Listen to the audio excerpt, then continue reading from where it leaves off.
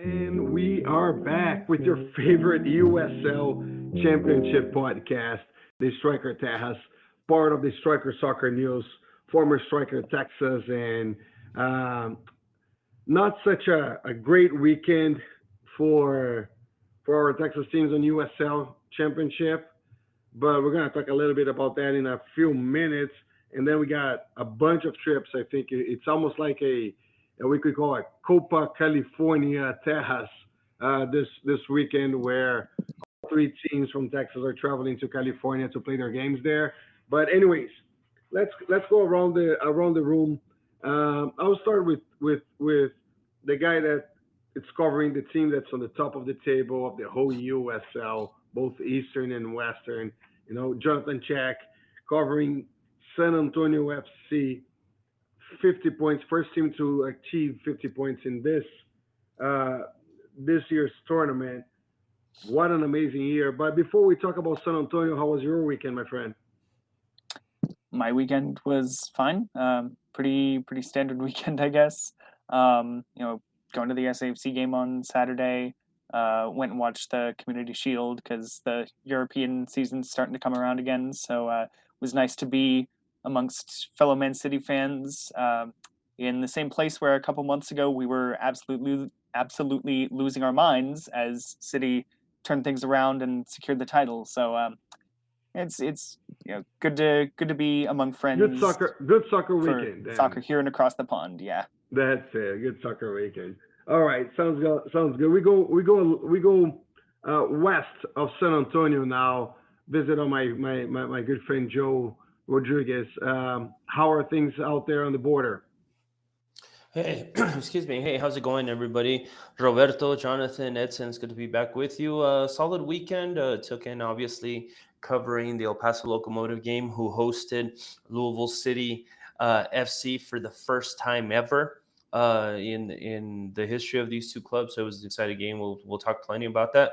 Other than that, everything good here. Just settling in for what's known as the dog days of summer, last part of the last month of summer here in the borderland. Always a good one, and glad to be back with you to talk about all things USL Championship as we enter, I guess, the final third of what is this 2022 campaign.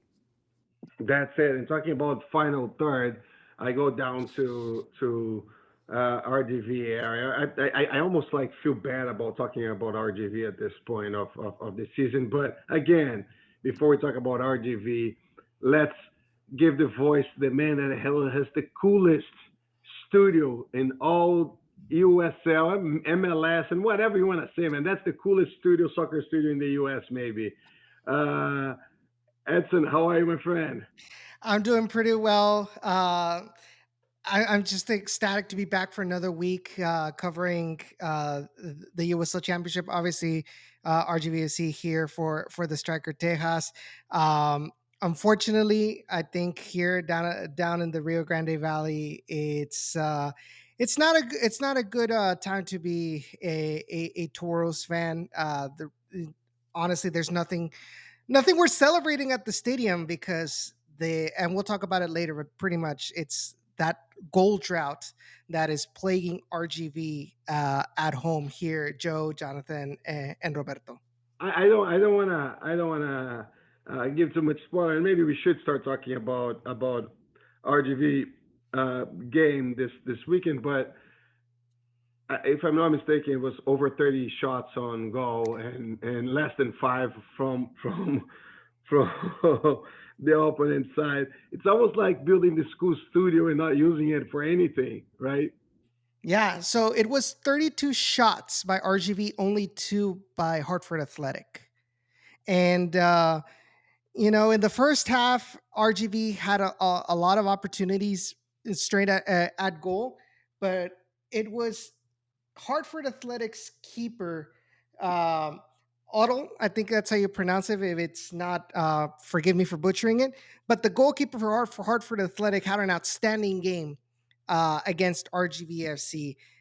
From the 8 shots that went on target for RGV, all 8 of them were saved by the keeper.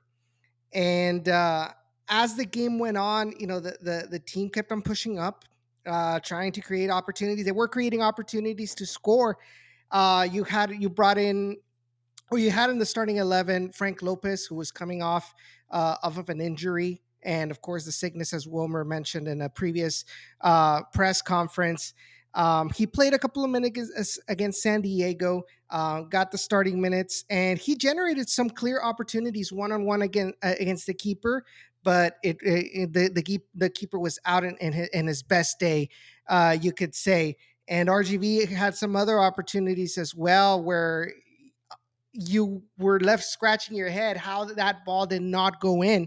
There was this particular play where it was a cross towards Frank Lopez, and he heads it, but instead of going towards the net to his left, it went towards his right, back out onto the field.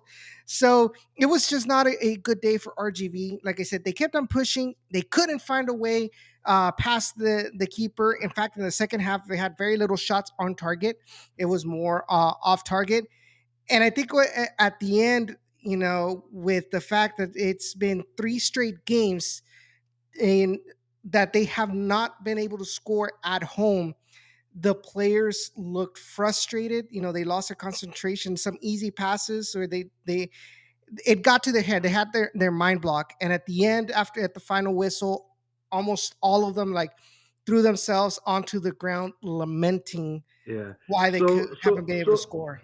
so Edson, was there any excuse by our biggest fan, the biggest fan of the Striker Tejas podcast, Wilmer Cabrera? Did he have any excuses this time? No, no. Uncharacteristically, he did not have any excuses. Uh, I guess basically what he said was, that the players, he was proud of his players for trying, for never giving up. That he does know that it's an issue that needs to be fixed. But that at this point, if he feels that it's more of a mental issue, where he's trying to avoid the players from falling apart mentally on him, being discouraged. He mentioned trying to you know plan kind of like a get together during this off week, for the players to kind of lighten their spirits up at this moment. He also talked about the fact that throughout the whole month of August they'll be playing away, right? So he knows that it's going to be difficult, but he feels that they won't have that pressure of playing at home. And you've seen with RGV, they have been able to score on the road. It just hasn't happened, at home. The last time RGV was left scoreless 3 straight home matches was back in 2019, and the first play and the first team of that 3 game rut was your Austin Bulls, Roberto. Oh It was yeah, Austin. that's funny. Yeah, it was Austin. It was and it was Phoenix Rising, and there was one more team that I can't remember off of the top of my head. But yeah, it's That's it's interesting. historic for the bad for On the RGV. bad side, on the bad side. Yes. All right, sounds good. Let's go from the bottom, almost from the bottom of the table. It's not fair that we say it's on the bottom of the table.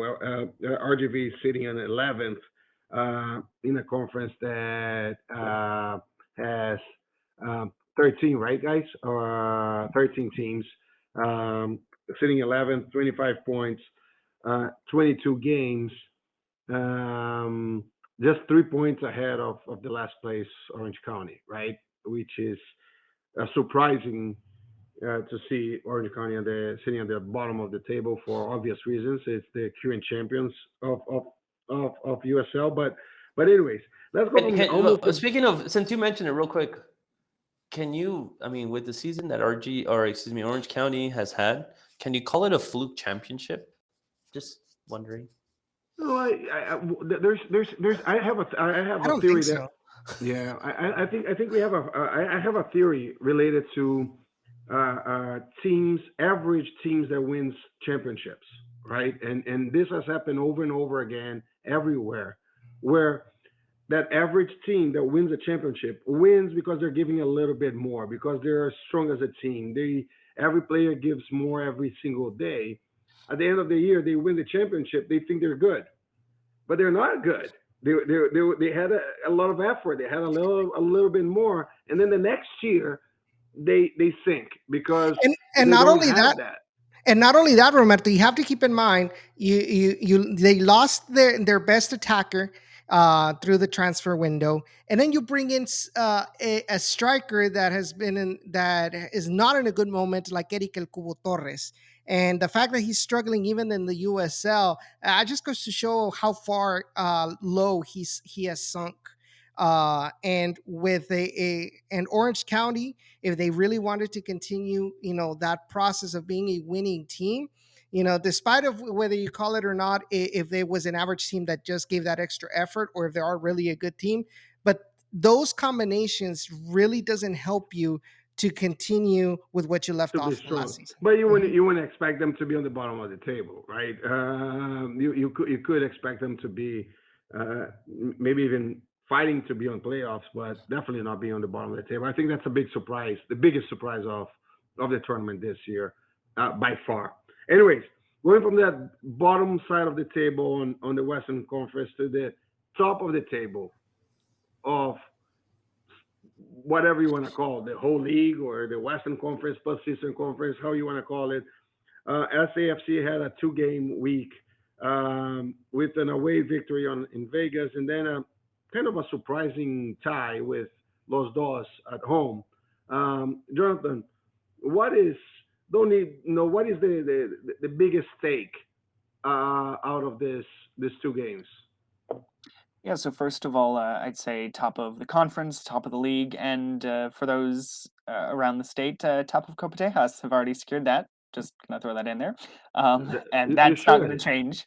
But anyway, yeah. So these couple matches, it's interesting because you think going to Vegas and then coming home against Los Dos, you figure Vegas is maybe the game that's going to be difficult, but really SAFC does what they usually do, goes on the road, gets the goals they need, defends in the moments they need to, is strong overall defensively, gets the 3 points, comes back home, and then there was just so much going on that you could talk about with the Los Dos game on Saturday.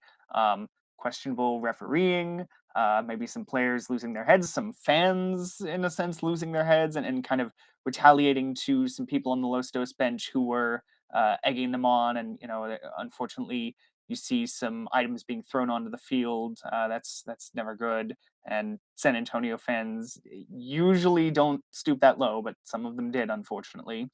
Um, and you also had on the field a Los Dos team that really bunkered and, like a few teams now, came to Toyota Field and didn't look too interested in getting forward very often, despite the fact that LA has some decent attackers.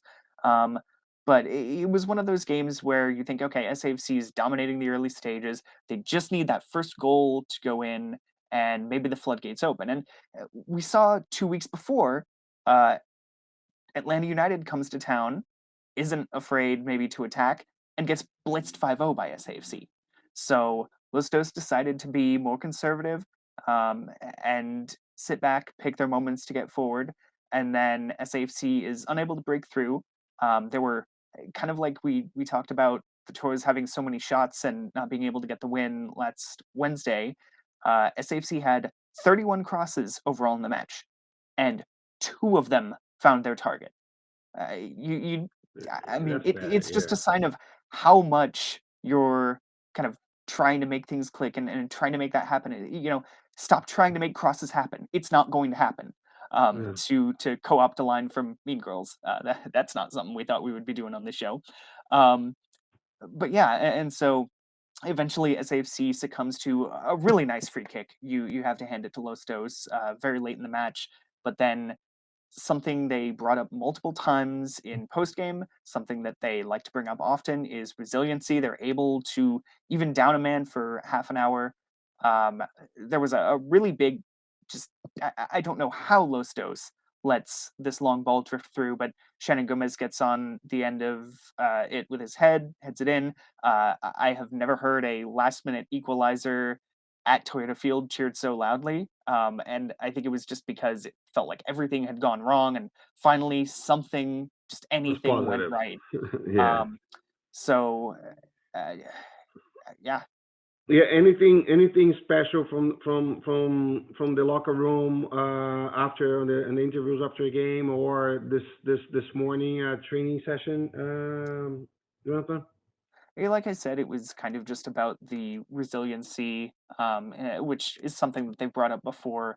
Um, but in a sense, like maybe not necessarily from the players, but maybe it's good that they had this little reminder that sometimes you're going to have to work, and sometimes things are going to go against you, and you're going to have to just dig in. And like I mentioned, there was, for example, some questionable refereeing, but you kind of have to just set stuff aside and say, okay, no, we're not going to complain about this.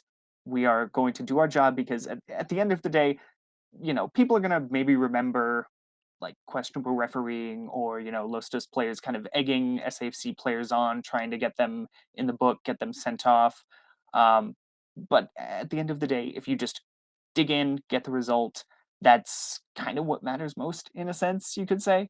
And just keeps SAFC, kept the unbeaten streak going, but just kind of keeps the fire going forward. Very cool. Very cool. So then we go west. El Paso hosting Louisville, like you said on the beginning. Joe, you said this over the last week also. First time ever those two teams played against each other. It had like a little bit of a I don't know if mystery is the right word, but like an expectation about this game on how it would go. Did the results show what the game was?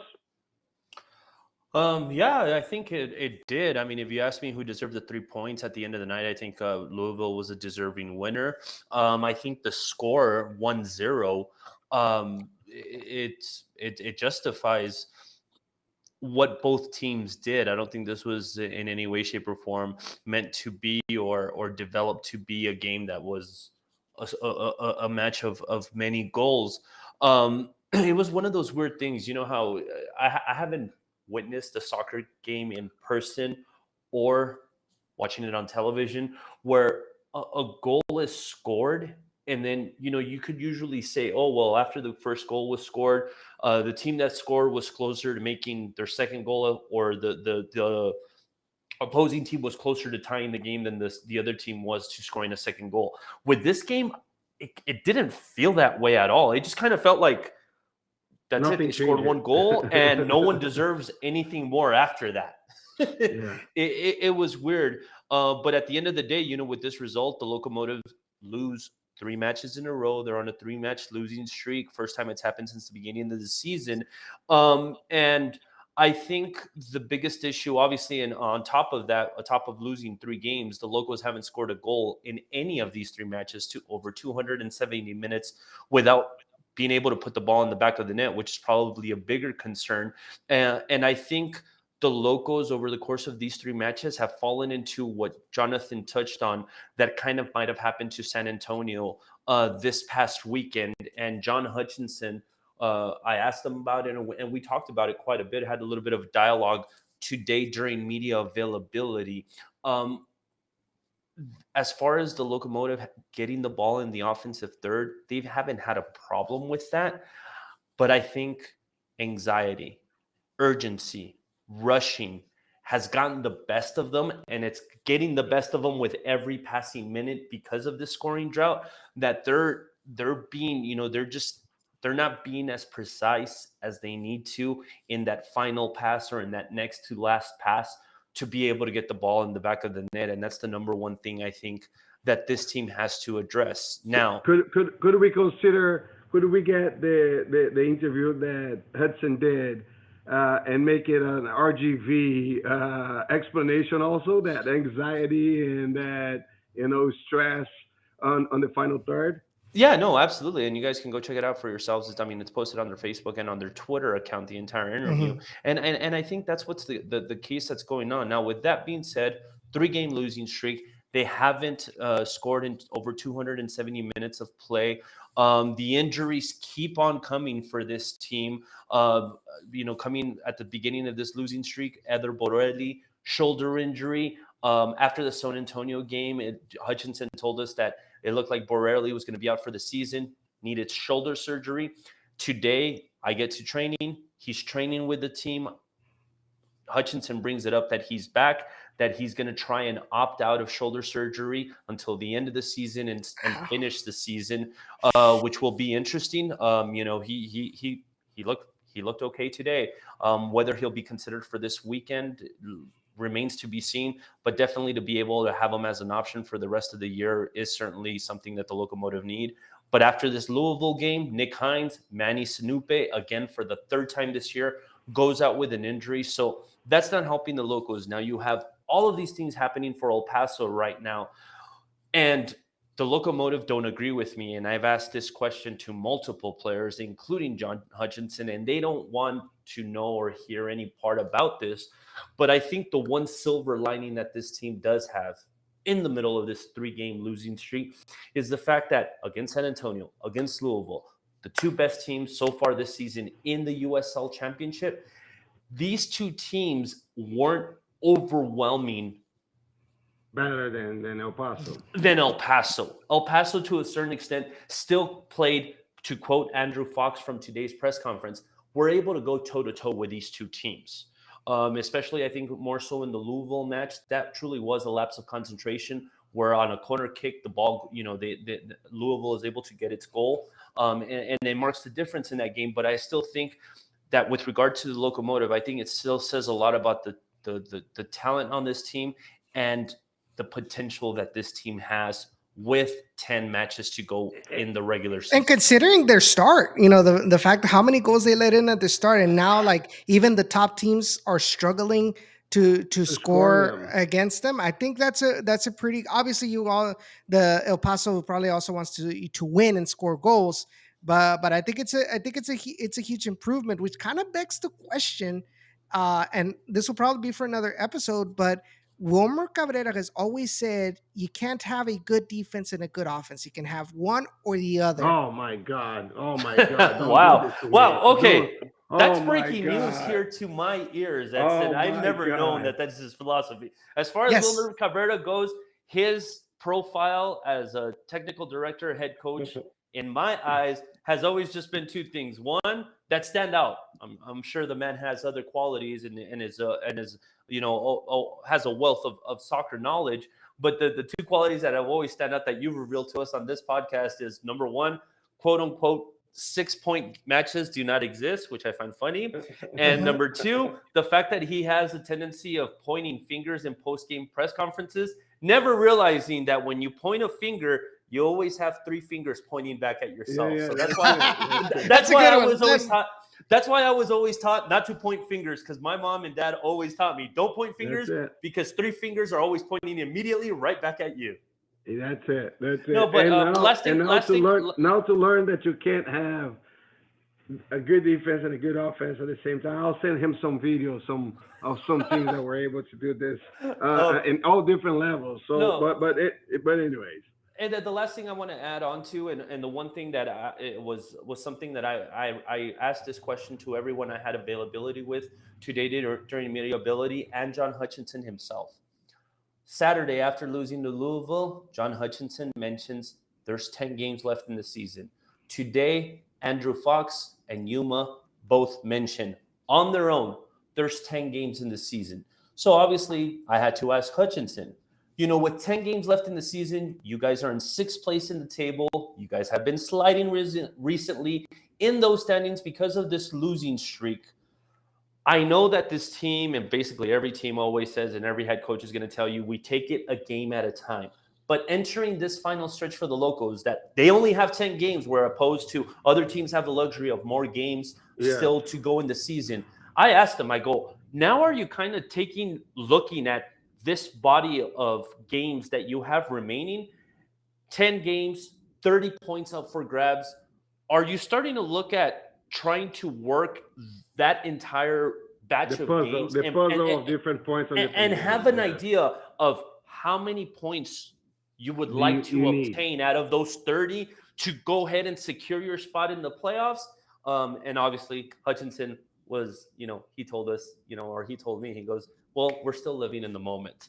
Yeah, no, he has If that. you He believe has that that, number. if He you has believe that that I number. have some beachfront and oceanfront property, I could sell you here somewhere around El Yeah. Paso. That's secret if No, you believe that. that's it. No, he has that number. Every coach has that number, and they work with that. Some coaches work with, blocks of 5, 6 games or blocks of or 1/3 of the championship or the tournament and so on. Each one of them has a different one, but they all have that block. They have this speech of every game is an important game. Let's think about this one, but they do have that long term view. All right, so let's talk about the California weekend that our teams are going to have. And if we just talked about El Paso playing the two hardest or two most difficult teams in the league over the past few weeks, actually it's the easiest trip maybe of all three of them. And we know again USL is USL, things happen and all of those things. But if I could choose one of the three teams that the Texas teams are going to take, I would take Monterrey 10 times before I take either San Diego or Sacramento. So it should be that break that El Paso needed after playing El Paso and San Antonio. Not if you take a look at what El Paso has done in the Golden State this year. They've played 5 times and they've lost all 5. Oh no, they've lost 4 of those 5 games. They Yeah. tied to Orange County SC.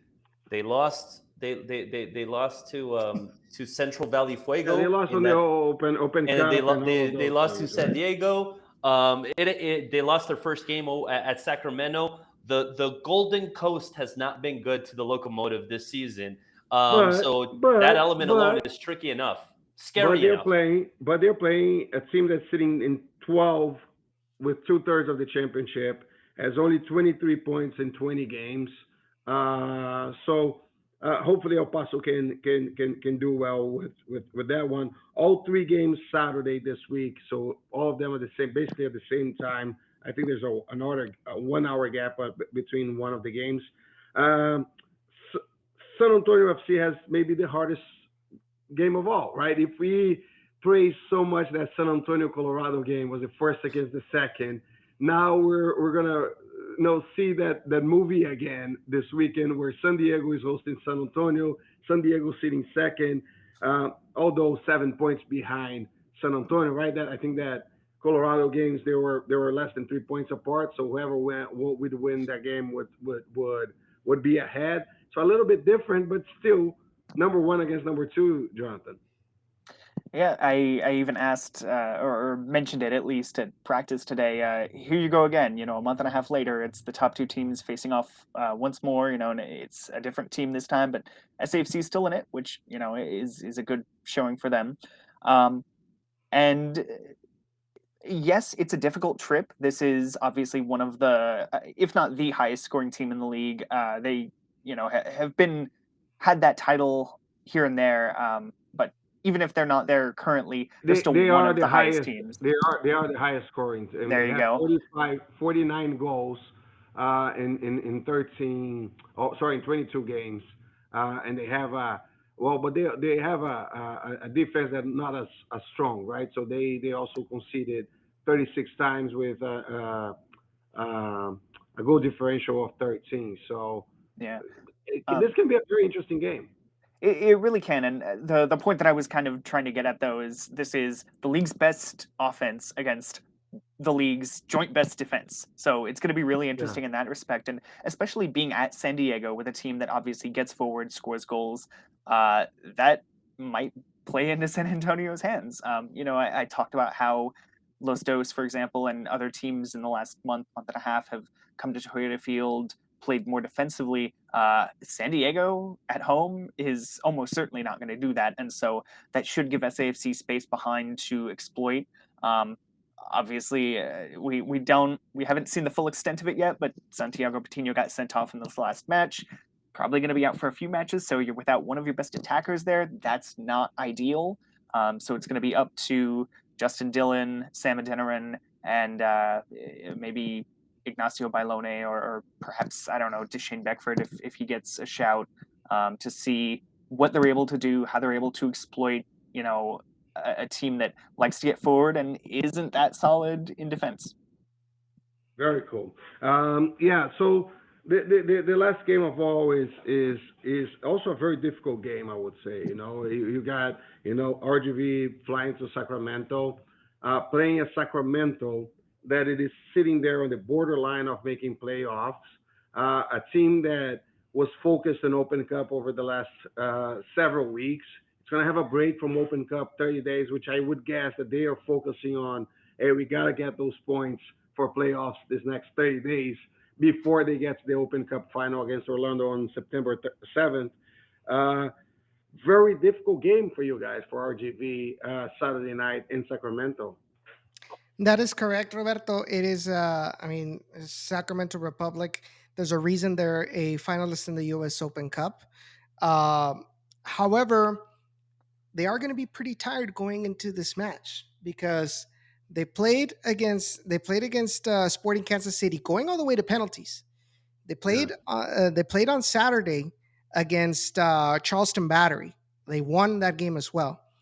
They're playing tomorrow against New Mexico United, and then they also have to play this Saturday against RGV. So it's a lot of load for these players in such a short amount of time. So there's going to be that factor of fatigue for these players. Also, I think RGV has kind of the last time they played Sacramento Republic. Granted, it was at HB Park, but they were able to limit Sacramento. They got RGV got the win against Sacramento. What was the biggest key? Limiting Rodrigo Lopez. And if there's any key for RGV to win or at least get a positive result on the road against Sacramento, limiting what Rodrigo Lopez can do and distribute out in the midfield. They And this did it at and home. this team should know very well how to do that, right? They trained against this guy or with this guy for the whole season last year, right? It's a very familiar Yes. face for the RGV family overall. And, Joe, and, you and wanted to say something? yeah, Yeah, no, just Edson's talking about the number of games that Sacramento has had over here in the past week and a half. Obviously, the game scheduled for this weekend, Saturday night. I was just wondering, maybe Edson knows if Sacramento has the clout within the USL to just say, you know what, we're tired. We need to play the game. Maybe on a Sunday just so that we can rest a little bit, kind of the way Club America is doing to FC Juarez this weekend. I mean, I was just, that's a possibility. Because I Yeah, mean, if you wanted to try and do that, you needed to arrange that way in advance. I mean, RGV yeah. occasionally will say, "Hey, we want to bump this game to a Guys, Sunday." what are you talking about? Club America they just thought of that I was gonna last two say Yeah, days but that's ago. Liga this MX. this You're talking about the USL here. Yeah, this comment comes with a lot of sarcasm. I guess Oh, because believe me, it's of who full it of is. sarcasm. That is that is such Club All right, America mode. don't say it. Anyway. Don't say it. We don't Hey, need Roberto, is it. there an equivalent of Club America in Brazilian soccer that just kind of does whatever it wants? There is, but I just want to be politically correct here, and I'm not gonna No lo metas en polémica. I'm No lo not metas gonna en point polémica. fingers because there's gonna be three of them pointing my way, so I'm not gonna do that at this point. I'll keep it Yeah. quiet. You know, Just kidding. one more interesting thing about Sacramento Republic, they have three former Toros playing. We already talked about Rodrigo. There's Connor Donovan as well, former RGV center back, and then you've also got Malik Foster. You know that player that made that cheeky chip in against Sporting Kansas City, former Toro as well. So Yeah. very interesting to see how that match is going to play out on Saturday. All right, sounds good. We so just a wrap up here. San Antonio sitting first, going to into the weekend, sitting first in the Western Conference, 50 points in 21 games. El Paso sitting sixth, but with a couple games, under the belt, which is going to be challenging depending on how it goes moving forward. But 33 points, 24 games. If I'm not mistaken, whoever's sitting seventh and eighth have 22 and 21 games. So there's a chance there of El Paso coming down if they don't make the points in the next few games, like Joe has told us before. RGV sitting 11th, 25 points, 22 games. Um, I would put money today that RGV is not making the playoff this year. I don't see it happening, right? Mhm. Same way that I think, well, for sure, as San Antonio is making, no matter what happens moving forward. And El Paso should make. If that's my vision, should make. But anyways, so this week we have somebody. Well, actually, it's the second week in a row that we have somebody that gets the amount of points correct on our prediction. You know, the guy goes in 3 months building the nice studio, gets the studio done, and now all the magic comes in, and he gets it. He gets it right. So Edson, gets the 5 points from the teams from the Texas teams on the last 4 games over the past week. Um, Again, 1 point from the tie from RGV with Hartford, 3 points from San Antonio FC in Vegas, and then another point for San Antonio FC against Los Lobos. So 5 points, Edson, and because you got it right last week, you're gonna kick off for the California Texas Weekend Derby. How many points do the Texas teams come back, fly back home with it on inside the luggage? I am going to go with 2 points. Oh, all right. I'm going with 4 points, saying that we win one, we tie one, and we lose one, and I think that's all right. Pretty average, no excitement, but I think that's how I'm gonna go. I could even tell you which ones I think it's gonna happen, but I'm not gonna. I'm gonna keep it that for myself. But anyways, Jonathan, what is your prediction for this weekend? I'll go with 4 points as well. Someone will get a win. Someone will squeak a draw. Someone will And lose somebody's gonna lose. badly. Mm. Joe, 6 points. Two six wins and a loss. points. All right. This Yeah, is I'm gonna glad be an nobody picked my exciting number, one. and that's exactly See, what I wanted to go with. that's maybe a first since we started this whole thing. But anyways, all right, guys. I wanna before we go, I wanna say we had a cool, back and forth on social media this week about um, user experience and what was from coming from the Striker Texas to be the Striker, and had good calls and good messages on social media, and then also good calls from people that care about what we're doing, care about soccer, and I think it's important that we say that the expansion that the Striker Texas has done to other markets will does not and will never take away from Texas. We are Texas. It's where our heart is. It's where we're born, and we're just going to be giving more and not less from Texas. So I think that's an important message that I want to give it out there. We have changed it a little bit, as everybody has seen how we cover USL Championship. That we believe that there's different ways for us to do that. They're going to be more attractive audience wise. It should be more featured. It should be a little bit different. But our podcast is here to stay. So the Striker Tejas is here, no matter what. So, anyways, remember that we can only do this because you're subscribing to the Striker Texas.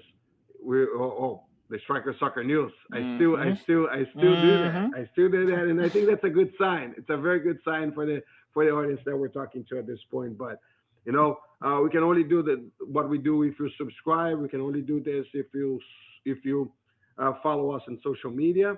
But not just that. It's give us your feedback. If you have a feeling that there are things that we can do better, content wise or user experience on the site, we truly want to hear you. And I posted on social media my personal email. So roberto.silva@thestriker.com. Email me, tell me what you think we could do better, and we're going to listen to you. I promise we will. Anyways, guys, thank you very much.